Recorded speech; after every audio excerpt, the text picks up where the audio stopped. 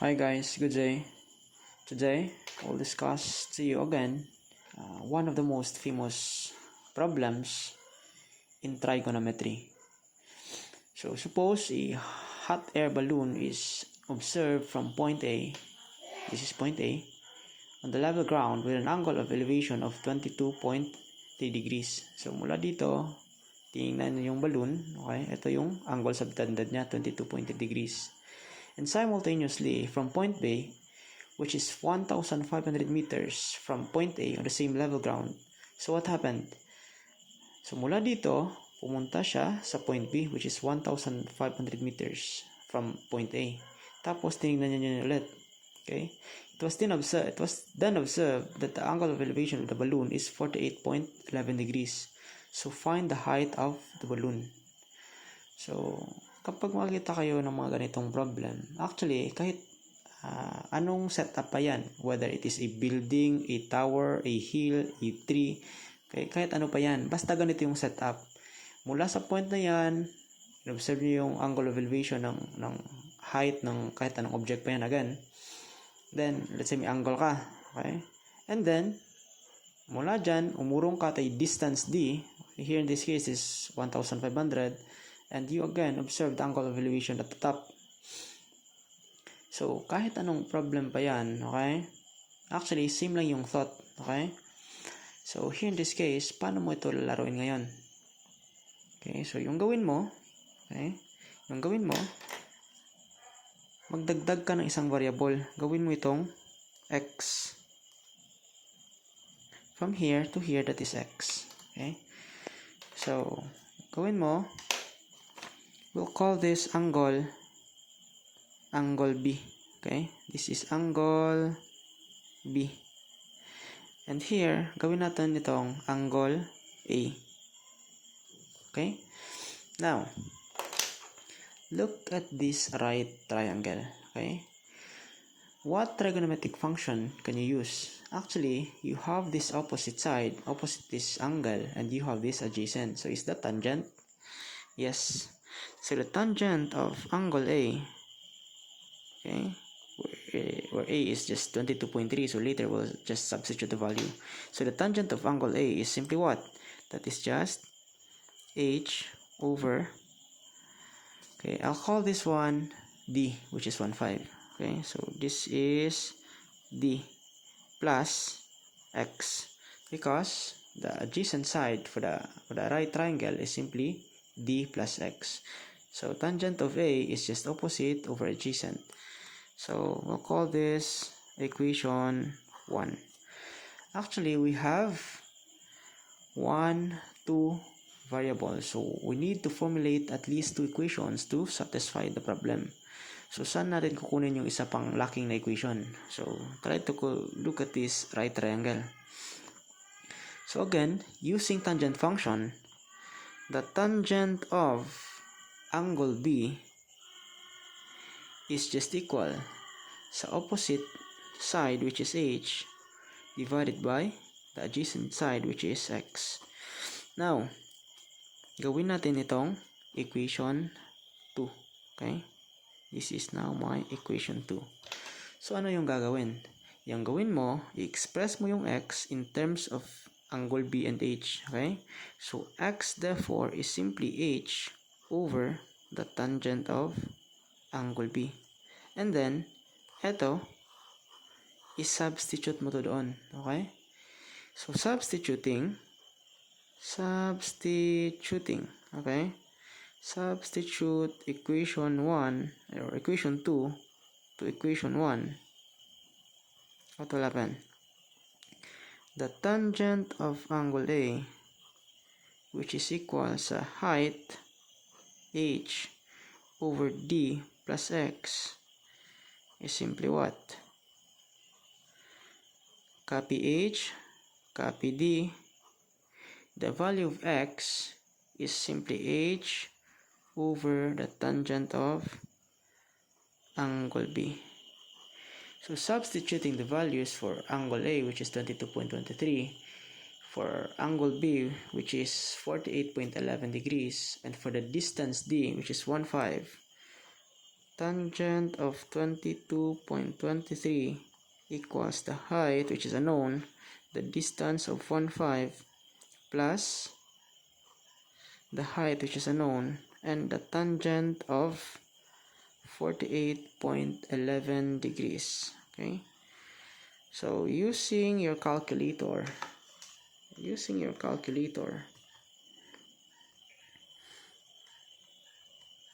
what is that? The tangent of, yung gawin mo kapag nag-solve ka ng mga itong problem, okay, you can directly input the values or you can use the variables in here, a and b. Okay, so gawin ko itong alpha a, tangent of alpha a. Alpha equals, I'll use the variable x for h, okay, over 1,500 plus alpha x, which is h, the unknown one, over the tangent of alpha b. Okay, so shift solve, it will ask you if what is the value of a. Ang gawin mo, ilagay mo lang, a is just 22.23. Now, it will ask you again for what is the value of b. Input mo lang, b is just simply 48.11. Okay, it will ask you if what is the distance or what is the distance of x. So, hindi mo yan alam. So, yun yung ngayon yung i-compute mo. That is actually 967.85. 967.85. Ito ngayon yung height na hinahanap mo. Okay? Now, again, yung mga problem na ito is kalimitan lumalabas sa trigonometry. So again, palitan naman yan, balloon man yan, tower, building, okay? Hill or tree, basta ganitong setup, okay? Again, you have an observer na andito siya sa point A, tapos nagtingin siya doon, inobserve niya yung angle of elevation, na-record niya, okay? Tapos, anong nangyari? Umurong siya pumunta dito, inobserve niya ulit, it-record again the angle of, or the second angle of elevation. Okay, so by that situation or by that scenario, okay, bigyan kita ng shortcut. Ano yun? Okay, makinig. Para masolve mo yung problem na to in just a minimum number of time, let's say mga 5 seconds, okay? So what is the shortcut? Okay, I will teach you again my original shortcut. So the height is what? The height is simply d tan over tan minus tan. Okay? Ano yung mga tan na yan? Okay? Yung gawin mo, ilagay mo lang dito. Okay? Tangent A, tangent B, tangent A, tangent B. Ano yan siya? Okay? Makinig. Yung height mo is what? Yung height mo is simply the distance, which is 1,5 times the tangent of angle A. Now, ito yung mangyayari dyan, okay? Dapat yung mauna mong input dito, okay, for you to have a positive answer, dapat yung una mong input dyan na angle is yung malaki. Why? Because kapag nagkabaliktad, actually okay lang din, but it will give you a negative answer. But of course, you'll just take the absolute value of it.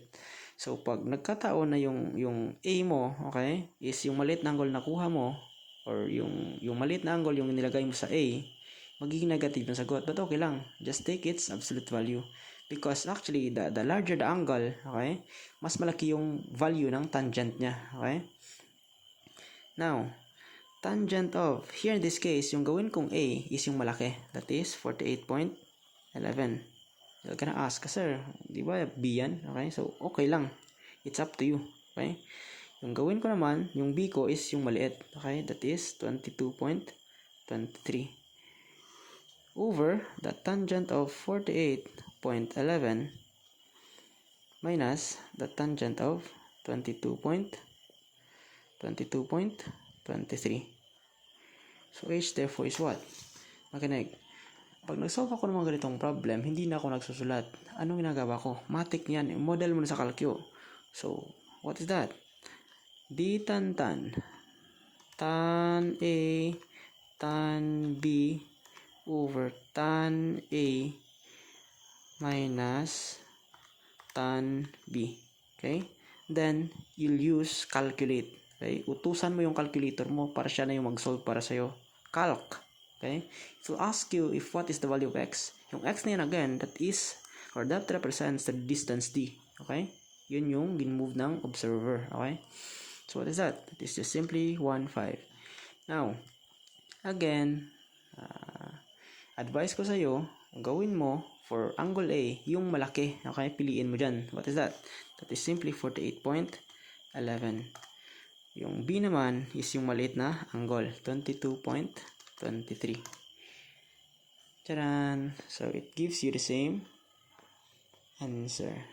So, nakatipid ka sa oras. So, in short, this is 900. This is 967.85 meters. Okay? So, isave mo yung formula na ito. This is, again, CAPZ, Engineer CAPZ formula. So, I hope nakatulong ito sa'yo. That's all. Thank you.